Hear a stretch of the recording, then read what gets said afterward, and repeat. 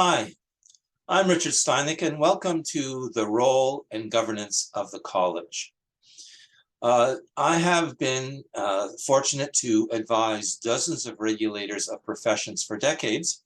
And so in this session is going to discuss my perspective on the role of the college. What is the purpose of the college? What does the college do? We'll also discuss who makes decisions on behalf of the college, how those decisions are made, how the college is held accountable for its actions. And this session is designed specifically for licensees of the college, although others, including members of the public, may also find it useful. So today we will cover 4 topics.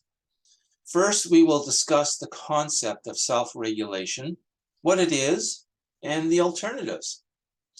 Second, we'll look at trying to define the public interest that's being served by the college. Third, we will briefly analyze how the roles and responsibilities of the people within the college are relevant to licensees. Finally, we will consider how licensees can participate in their own regulation. Right now, the college is a self-regulating body. The majority of its governing council, which acts as its board of directors, are elected from within the profession. However, the idea of self-regulating professions involves the concept of a social contract. Society grants certain powers and authority to the profession, including a monopoly over performing certain acts, such as dispensing drugs, and protected titles, and a certain degree of status. But all of this is on the condition that the profession regulate itself in the public interest. In the past, at least, it has been thought that well-respected leaders of the profession who understand the profession well can most effectively regulate the profession. However, self-regulation is not the only option that the government has. The government has other options. The profession could be regulated by a department of the Ministry of Health, or the profession could be regulated by an independent agency appointed by the government, like the way the Competition Bureau regulates other monopolies in Canada. Or the government could enact consumer protection legislation, setting out the rules that pharmacies, pharmacists, and pharmacy technicians must follow. For example, what information must they disclose? How do they price their products? When do they have to notify about conflicts of interest? And then the consumer protection legislation could also provide remedies for the consumer, such as the ability to cancel the contract or the services with a full refund or compensation for any damages. Or the government could choose to have no regulation at all and allow the marketplace, like Google reviews and the civil courts, to guide behavior. The profession should not be complacent that self-regulation is the only model of regulation. In fact, in much of the world, the profession is regulated by government agencies.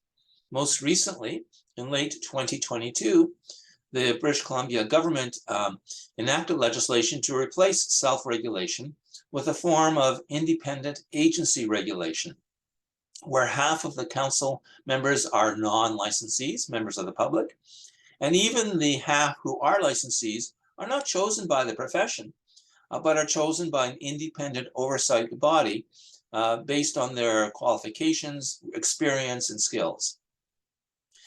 Typically, the shift away from professional regulation, self-regulation, occurs where there's been a regulatory failure, where the regulators have been found not to have done their job, and perhaps after a scandal.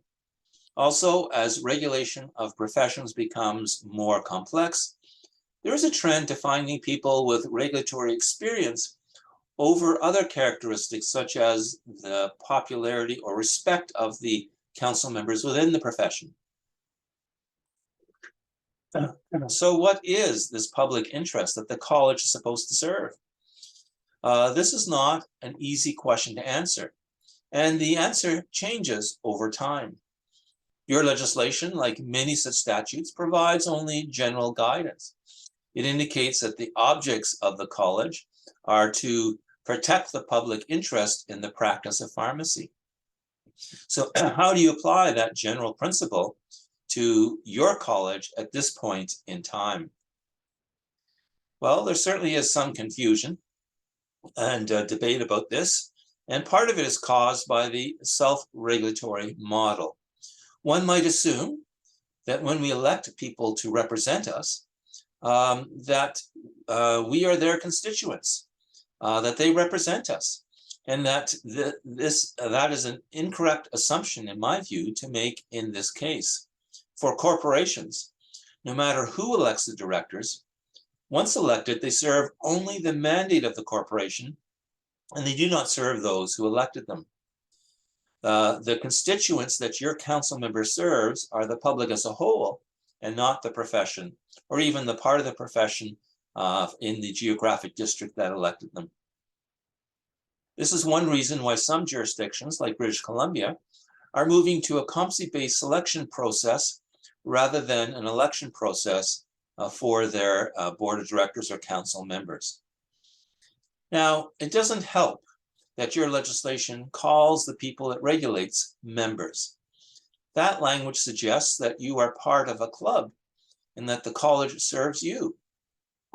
Many regulators and in many new statutes, different language is used, such as registrants, licensees, or certificate holders, to try to reduce this misconception. Charles Wilson, the head of General Motors, said to Congress in 1955, that's what is good for General Motors is good for the country.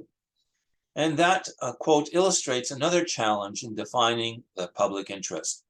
One can conflate what is good for the profession as also being good for the public. Reasonable people can disagree as to what the public interest is in any specific situation. This disagreement often flows from the perspective that one brings to the issue. And that's why it's so important for professional council and committee members in particular to think beyond the pharmacy perspective and look at issues also from the viewpoint of everyone who will be affected by the decision.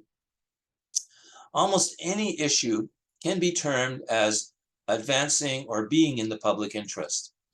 For example, you could argue that ensuring fair wages for all licensees ensures that they have the time and resources to provide high quality services. But if the college were to get involved in salary issues, they could, rightly in my view, be accused of getting involved in an issue that advances the interest of members more than it actually protects the public interest. So where do we find a good description of the public interest that the college should be serving? There are a number of sources to look at, such as the enabling legislation, which sets out, as we talked about, the objects of the college, what it's supposed to do. We could also look at its legal status, that it's a delegated authority from the government, which authority can be removed at any time if it doesn't do a good job. And then we could look at court decisions, which talks about the nature of regulatory bodies and imposes certain obligations on regulatory bodies, such as a duty of procedural fairness when dealing with a licensee, say in a complaint or discipline process. And then we could look at studies, commissions, and inquiries that have discussed the public interest. For example, the Public Standards Authority of the United Kingdom is an internationally recognized oversight body for health regulators that has published a lot of thoughtful resources on the public interest. So, for example, it pioneered the concept of right touch regulation, which says that regulators should respond creatively and proportionately to any errors by licensees based on the risk of harm, rather than merely from the perspective of a rule was breached. A lot of Canadian thinking on professional regulation, including the recent changes in British Columbia, are based on the writings of the Professional Standards Authority. So, if we start with the New Brunswick Pharmacy Act of 2014, we can get a good glimpse of the core activities of the college. These are mandated regulatory activities, and I would characterize them as falling into 4 categories. The first category of regulatory activities is restrictive regulation, where the college limits the ability of people to do things. For example, only competent and ethical people can be licensed or issued a certificate of operation. Only licensees can use certain protected titles. Only licensees can engage in certain activities, especially those related to dispensing drugs. Reactive regulation is where the college responds to concerns raised by others, such as through a complaint. There, the college investigates the complaint and takes correspondingly appropriate action up to and including discipline. Reactive regulation is what people often think about when they think of professional regulation. However, the activities of the college are much broader than that. A third category of activities or initiatives by the college is proactive regulation, where the college tries to foster competent and ethical practice.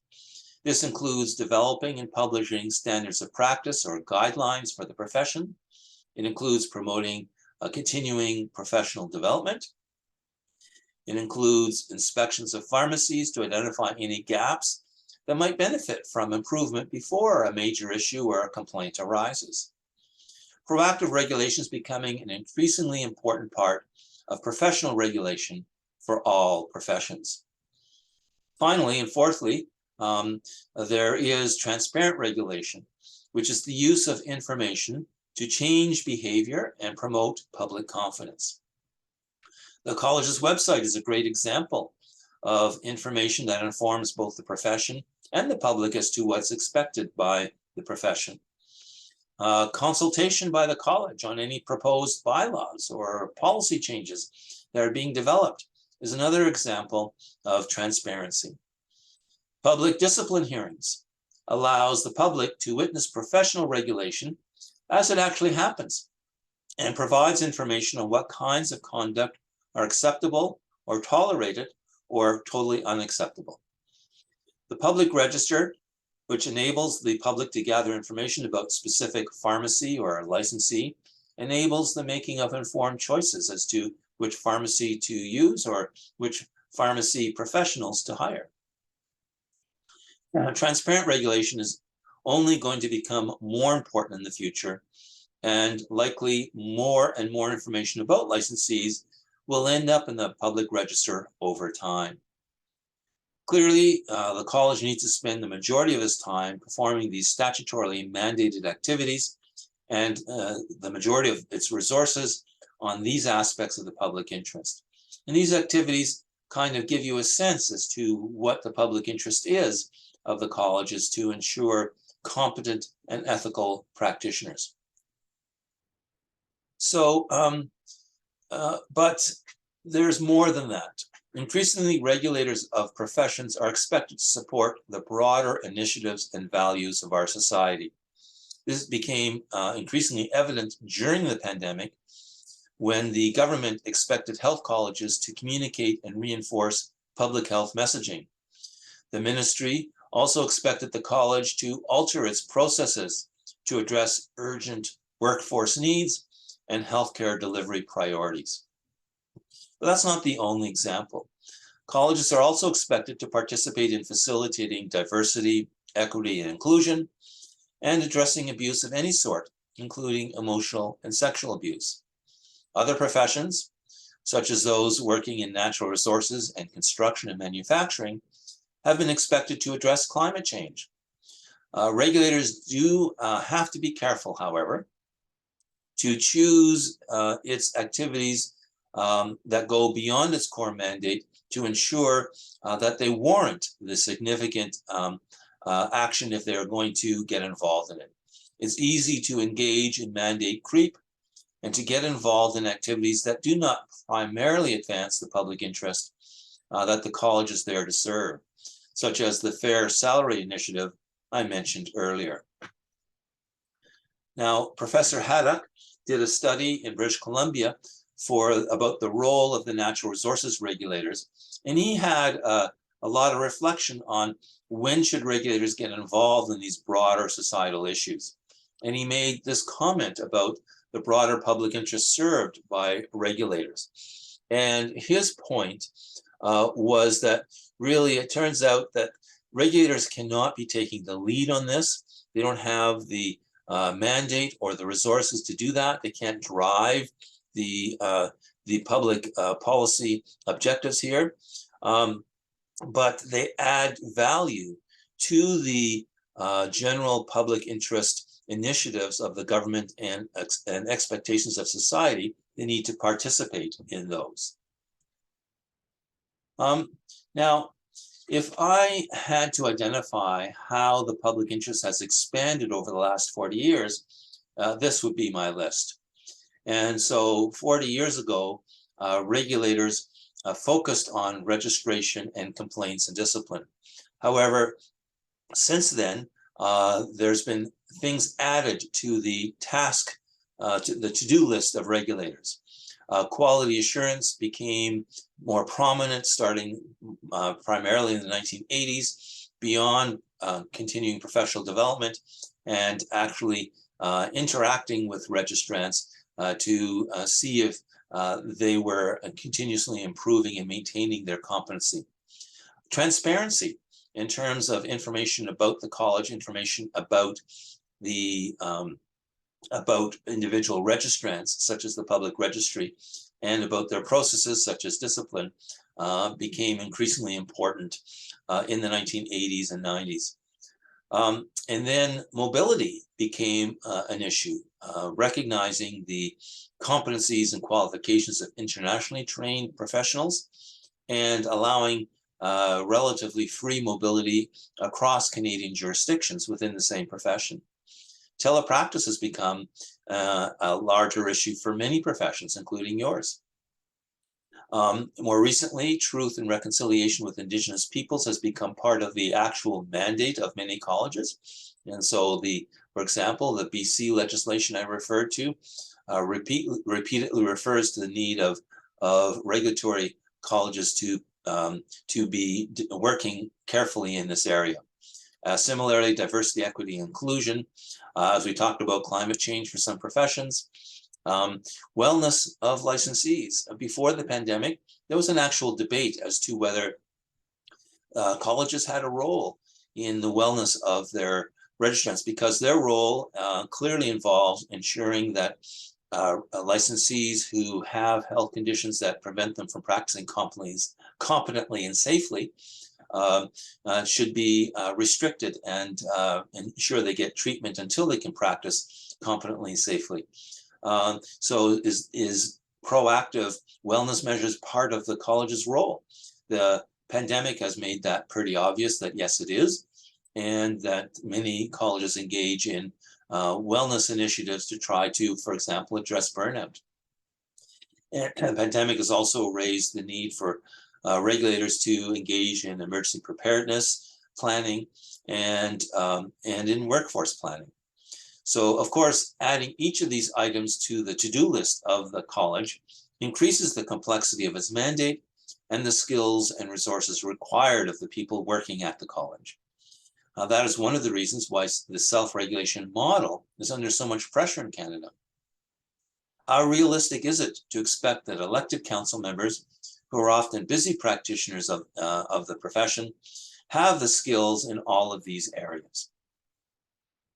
So if I had to summarize the current view of the public interest mandate of the college, I would summarize it in 4 propositions. And the first proposition is that your core mandate is to protect clients, patients, and general members of the public, other members of the public, from harm caused by practitioners, especially health and safety, but other forms of harm as well. Secondly, the way that the colleges achieve these core public interest mandates is expressed or implemented by the college through various regulatory activities, the 4 categories of activities that I described earlier. The third component is kind of a negative one. The negative part of the public interest is not to get distracted by issues that are advancing the interests of the profession and ensuring that they do not become part of the expenditure of resources and time of the regulator, even where self-interest language is not used, even where public interest language is used for those activities. And finally, we look at the broader public interest in which, while colleges cannot be expected to save the world or take the lead in these activities, these broader initiatives, they should be part of the solution. And now you could view this either as this is how the college does its activities, that it does so without discrimination, or you could also view it that this is an added mandate of the college to actively address such issues as discrimination and abuse. All right, so we have some quizzes that we're going to pose to you for you to consider. So I will summarize or paraphrase the question, give you a few seconds to consider your answer, and then I'll give you my perspective on the question. So in the first quiz, which of the following goes too far or too distant from the public interest mandate of the college? Promoting cultural humility, sensitivity, where the practice of the profession affects Indigenous peoples, preventing burnout within the profession, ensuring a zero carbon footprint within New Brunswick, or honoring veterans on Remembrance Day. And so, of course, the answers to these questions are debatable. I think, and you can gather from my presentation so far, that most regulators today would certainly include number one with its mandate, and many would also include answer two in its mandate. Answer three is maybe more debatable. However, regulators would likely include environmental responsibility as a factor to consider in some decisions it makes, such as perhaps switching to a paperless option for its business and transactions. Answer four is much more difficult to include within the college's mandate today. However, there may still be some recognition, say in the college's social media account, of Remembrance Day. So as you see, debatable, some being further from the mandate of the college. Let's look at another one. If the goal of the college is to ensure ongoing competent practitioners, which of the following best balances the goals and methods? Should we issue a voluntary guideline for continuing professional development? Should we have mandatory continuing professional development? Should we have peer inspections every 10 years? Should we have a continuous quality improvement program that involves screening of all licensees and then, where necessary, doing further testing and an assessment and, where necessary, mandatory remediation activities? Or should we require recertification every 5 years? Basically, you have to reapply for registration every 5 years. Well, this is exactly the kind of policy discussion that the council of the college should be having. The council should be looking at what was done in the past, whether it's effective, and whether a more rigorous approach to ongoing competence makes sense in all the circumstances. And so I'm not saying that that the college would be going to number 5. That may not be necessary, but that is part of the debate, one of the options to be considered. And so this fits into the proactive regulation category of activities for the college. Now, in all of this, it's important to differentiate the college from a professional association. Colleges are different from professional associations. Professional associations are a group of licensees who, among other things, lobby the government for changes that will advance the interests of the profession, such as perhaps an enhanced scope of practice, or better compensation, or perhaps even limiting the ability of other professions to provide pharmacy services.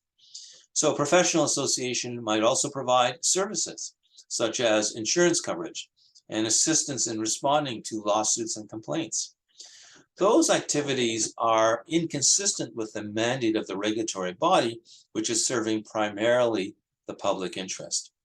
So there has been a trend across Canada, most recently in Alberta, to clearly allocate those kinds of services to an organization that is separate from and independent of the regulatory body, not having the same body doing both kinds of activities. As a result, a professional association is accountable to its members, which is quite different from a regulatory body that's accountable to the government, the courts, and the public as a whole. Okay, so let's look at another quiz question. Should regulators confer awards? Yes, they promote excellence. No, that's not a regulatory role. Yes, the awards recognize contributions. No, awards create a risk of bias should the recipient misbehave or be the subject of a complaint. So this is kind of a provocative quiz question. In my view, answers 2 and 4 are the best answers. However, many regulators continue to confer awards. Partly this is out of tradition. Partly there is an argument that they inspire and recognize high quality performance. I'm not suggesting that a regulator that confers awards for competent ethical services are engaging in terrible behavior. However, I am suggesting that this use of time and resources may not be the best fit for the public interest mandate of a regulator, despite the warm and fuzzy feelings that accompanies the conferring of awards. So I hope that is a little bit thought-provoking for you. So this scenario illustrates the kind of balancing that occurs when the college makes decisions based on the public interest. So let's say the college is developing a privacy and access code. The issue is whether licensees should have access to their entire file on themselves, even if an investigation has been closed with no further action. The professional association says that licensees are entitled to know what the regulator's file says about them. Staff argue that witnesses will not come forward and give candid statements if those statements will automatically be disclosed to the licensee upon request. So here we're looking at competing demands. General privacy principles and the concept of transparent regulation supports providing access to licensees of information about them. However, the privacy interests of witness who may be subject to harassment or even retribution or retaliation suggest that information should not be disclosed. It also depends on the circumstances. If the matter is going to discipline, then the licensee needs to see the information in order to make full answer and defense, and that takes priority. However, where no significant consequences are going to flow from the process to the licensee, then perhaps the privacy interests of the witnesses may take priority. Excuse me. And these are difficult choices for a regulator to make, and not everyone will agree with whatever choice is ultimately made. So let's look at another scenario. The Complaints Committee has referred specified allegations of professional misconduct, i.e. racial harassment, against the popular president of the professional association.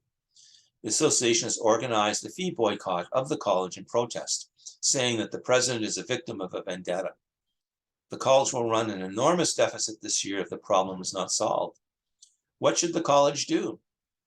You know, sometimes where a decision is difficult, there still is a clear right answer. And the college has to regulate without fear or favor. Backing down in this case would send a horrible message to the public and to the profession. All right, so where might the future lead? I've referred to reforms happening in British Columbia, and what do they look like?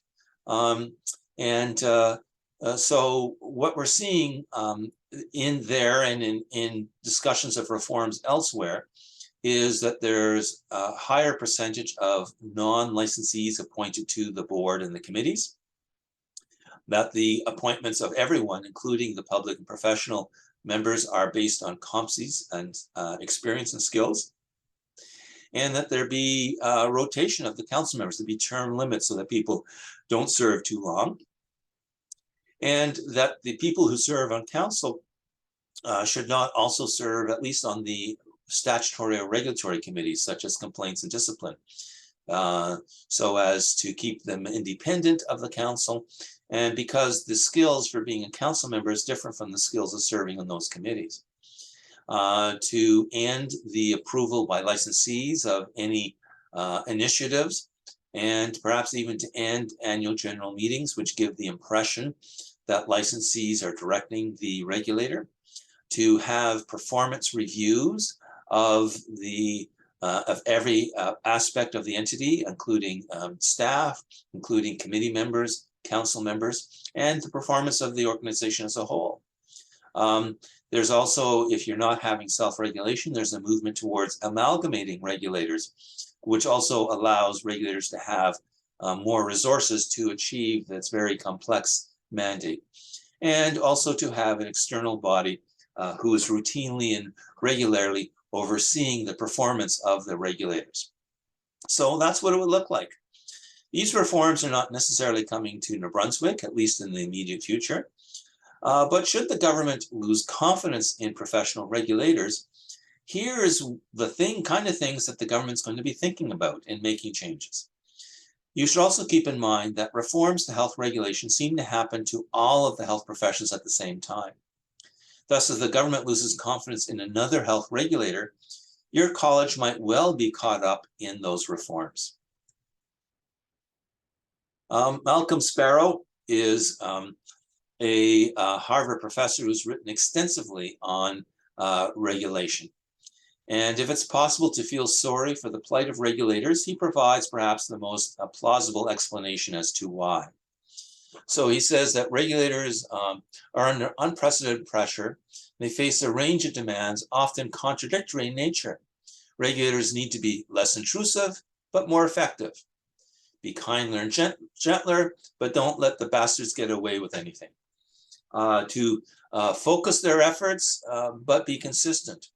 Regulators need to process things quicker and be more careful next time. Regulators need to deal with important issues, but don't stray outside of your statutory authority.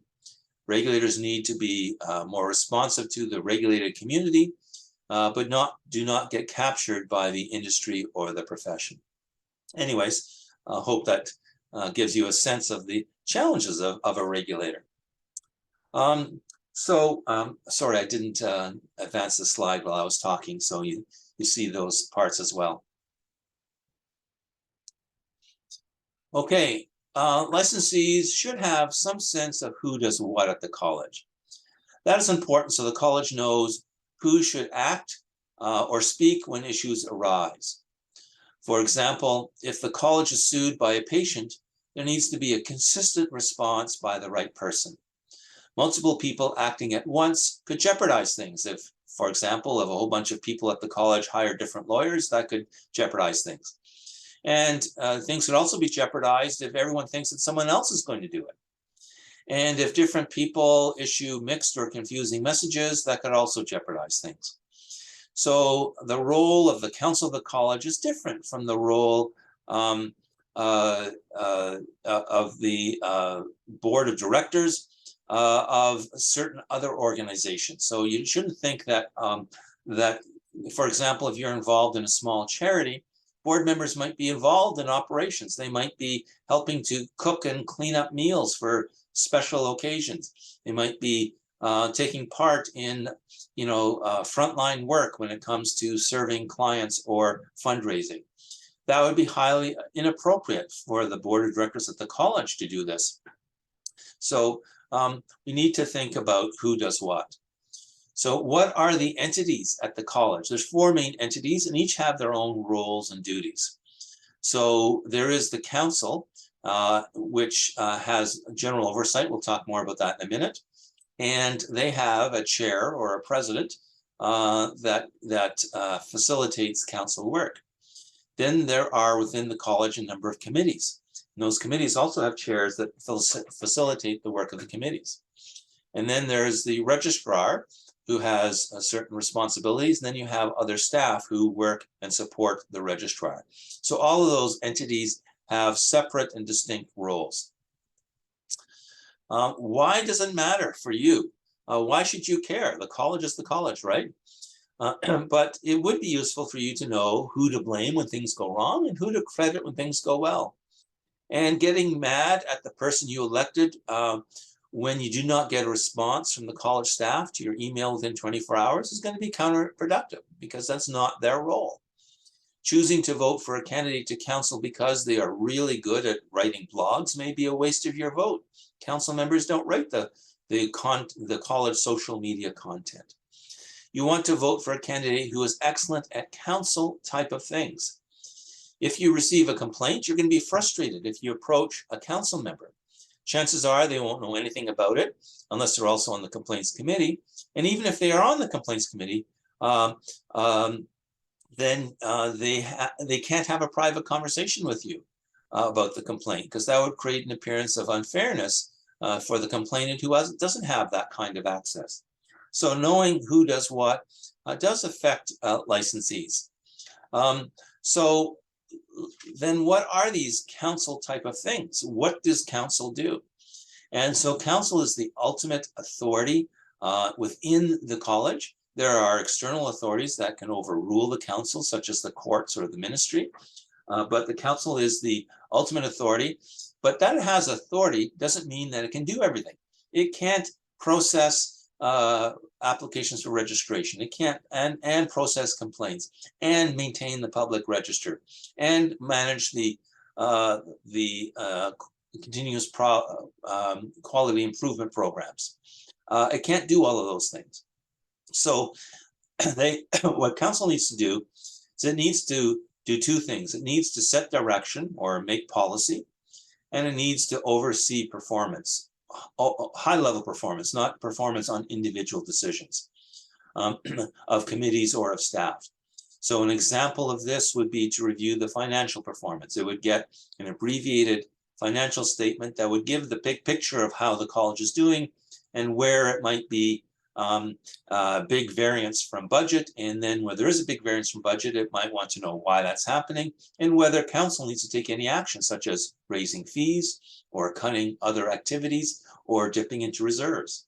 So that's the role of the council. And similarly, council does not interfere in individual decisions by statutory committees, such as registration, complaints, or discipline, but it oversees their overall performance. So you could say that the council steers and staff rows, or that council decides what and when, and staff decides how, or council has its noses in, but its fingers out. It's also important to realize that individual council members only act through the council or committees that they sit on. When you want to make a contribution to a council decision, it is best to address the entire council, not to approach just one council member, and to identify proper channels of communication. Perhaps a written communication addressed to the council sent via the registrar, who actually will be receiving the emails or letters, makes sense. There are obviously, common sense exceptions, such as, if a council member receives an email, they might acknowledge the email and then forward it to the right person. Here's a scenario that illustrates why council members don't get involved in individual matters. So Calvin Keene is approached by a colleague, Sophia, who is facing a complaint from a client. The complaint appears to be about a disagreement with a client in which both sides said things they now regret. Sophia describes difficulties in retaining legal counsel and asks Calvin whether it would be a big deal if the response to the complaint is a bit late. Calvin used to sit on the complaints committee and knows that it routinely grants extensions for submitting responses. Calvin assures Sophia that a brief delay is not likely to be an issue. In fact, the complaint is a lot more serious than described to Calvin. The complaint is rapidly referred to discipline and an interim suspension is imposed. Sophia seeks judicial review, relying on the conversation with Calvin to justify the delay in responding. College staff were forced to interview Calvin and file an affidavit from him about the conversation with Sophia. So hopefully this illustrates why council members don't get involved in individual matters. So let's talk a little bit about the registrar's role. And the registrar has sort of two functions. One is a statutory function, such as processing applicants for registration and complaints, and managing the public register, those kinds of things. And the registrar also oversees and runs the day-to-day operations of the college, things such as the premises and human resources and the IT and the finances. In doing all of that, the registrar acts always within the public interest mandate. So there's an expression that the registrar is the sole employee of the council, which means that the council interacts with staff through the registrar. Now, council don't review or interfere with the performance of individual staff members, and they hold the registrar accountable for the performance of staff. So then that leads to the question, how does the registrar and council interact with each other? And is the registrar a partner with the council, ensuring and achieving the fair and effective regulation of the profession, or are they the person, the gopher, the servant who just fulfills the directions of council? And that's a pretty big question, and certainly in most effective regulators, the registrar is a partner with the council. And of course, like everyone else, the registrar should be subject to performance reviews. I'd like to now talk about fiduciary obligations. Council members and the senior leadership of the college have a fiduciary duty of undivided loyalty and good faith. And it's important to understand how these duties can guide their role. The fiduciary duty is owed to the college, and in particular, its public interest mandate. Breach of a fiduciary duty can result in reputational damage to the individual council member, to the college, and to the profession as a whole. It can also result in the decision being set aside. Even a decision of council, even though the person only had one vote, it can result in individual liability for the council member. So there are 5 types of fiduciary duties worth mentioning. The first is a conflict of interest. And that arises when a council member makes a decision, even though there's a competing personal interest. For example, making a decision on a complaint, if they're on the complaints committee, about a friend or a family member. Another example is where the council member is making a decision to benefit the profession as a whole, rather than the public interest. For example, limiting the number of licensees entering the profession so that it's easier for licensees to find good paying work. A second fiduciary duty is confidentiality. It applies to all information obtained while performing one's duties. Even if the information is not about an individual, let's say information about a possible need for a fee increase, decisions that should not be disclosed. Decisions about transparency are made by the college, the council or staff, and not by individual council members. So where there is going to be discussion of the fee increase, that will be disclosed to everyone at the same time, and will be provided with a consistent and comprehensive explanation as to why that's happening. That disclosure will not happen privately with just part of the information being disclosed. So seeking confidential information from a council member could get that council member, and even you, into trouble. A third kind of fiduciary duty is conduct unbecoming. Any hint of dishonesty or improper conduct can bring enormous damage to the college.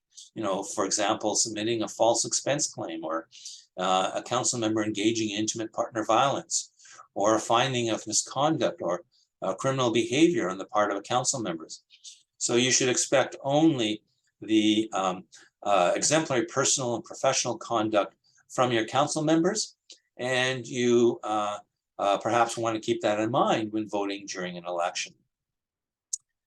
Finally, fourthly, there's diligence, which is necessary to fulfill such an important role, preparing for meetings, reading all the materials, participating in the discussion, and voting. You have a right to complain if a council members routinely miss meetings for no valid reason or abstain from voting on difficult issues. And perhaps keep that in mind when you're voting during an election.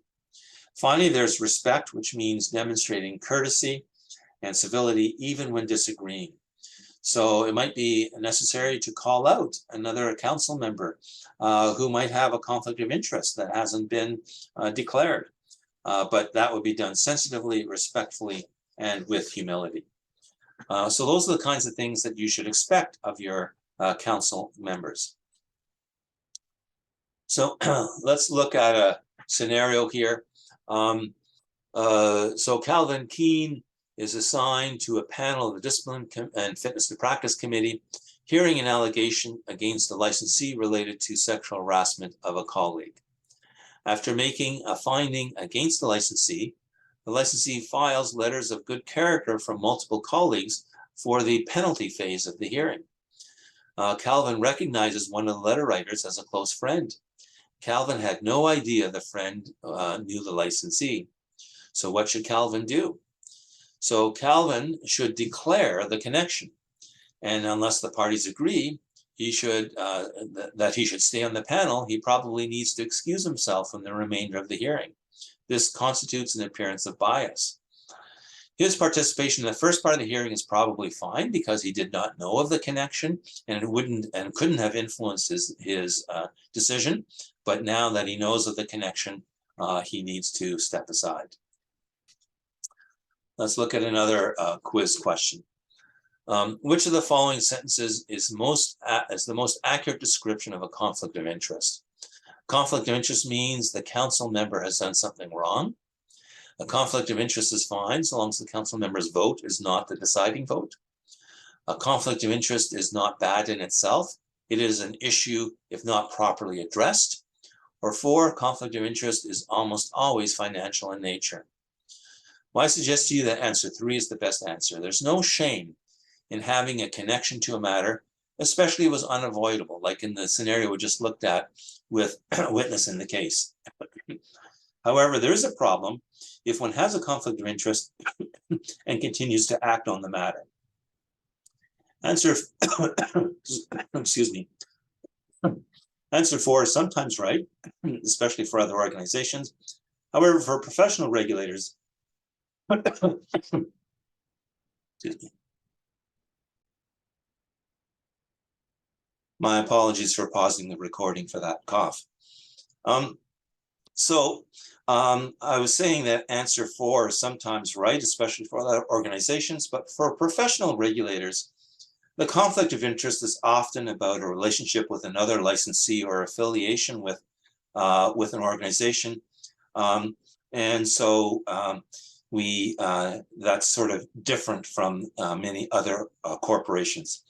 So you do want to keep in mind, if you're ever tempted to run for election or to serve in a college committee, that you need to avoid those conflicts of interest and perhaps reduce your involvement with other organizations while you're on the council or the committee. Let's look at another quiz. If it becomes public that one of your professional council members plagiarized a major paper during their training, this wasn't known at the time, the school just found out now, what would be the appropriate response by the college? Should it leave the matter for the school to address? Should it accept an apology from the council member? Should it censure the council member but let them remain? Or should it remove the council member as unsuitable to serve? So this is an example of conduct unbecoming. This isn't criminal behavior, but it certainly brings disrepute to the college. And so I've seen a number of answers to this question as to what's most appropriate, and it probably depends a little bit on the circumstances. But most would say at least answer 3, and some would say answer 4 is the best answer. So let's look at a scenario. some licensees from the area approach a council member with a concern that they have with the college. They tell the council member that each of them has had occasion to speak with the same senior staff person at the college about practice issues. The senior staff person has been rude and condescending to them. They give some examples that are disturbing. What should the council member do? Well, first of all, this is a far-fetched example. In my experience, most staff at regulators are incredibly courteous. But this scenario illustrates how you should be aware of the roles and responsibilities of dealing with the college and its council members. This is not something that the council member can get directly involved in. So a prudent council member would probably say the following. They would probably say the college expects all staff to be courteous and respectful. However, their role as a council member is to set policy and oversee college overall performance, and not the performance in individual interactions. And it is the registrar who oversees staff, and the council member says that the registrar will take the concern seriously and urges the licensees to bring their concerns to the attention of the registrar. The council member might also then summarize what has been told to them and inform the chair or the president and the registrar of this concern in case those licensees don't report, but then stay out of the matter. Because the overall performance of the staff would not involve reviewing individual incidents.